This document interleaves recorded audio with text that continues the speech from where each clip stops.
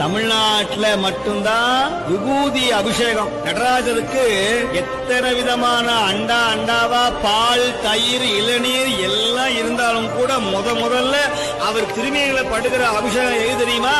இந்த பஸ்பமாகிய திருநீர் தான் முதல் அபிஷேகம். மயான சாம்பல், இறந்தவருடைய பிணச்சாம்பலை எடுத்து நடு நிசியில 1 மணிக்கு மேல அதை கொண்டு வந்து காசிலையும் உஜ்ஜயினி என்கிற மகாலேஸ்வரருடைய ஆலயத்துல ஒரு பெரிய பொட்டலமா கட்டி சாமி மேல அப்படியே பவுடர் அடிக்கிற மாதிரி தட்டுவாங்க. அப்படி மேல அந்த சாம்பலை வாங்கி பூசினா அவ்வளவு மனம் கமன்னு இருக்கும். எங்கேயாவது எலும்பும் தோலும் நரம்பும் அப்படி மயான சாம்பல் எங்கேயாவது மணக்குமா?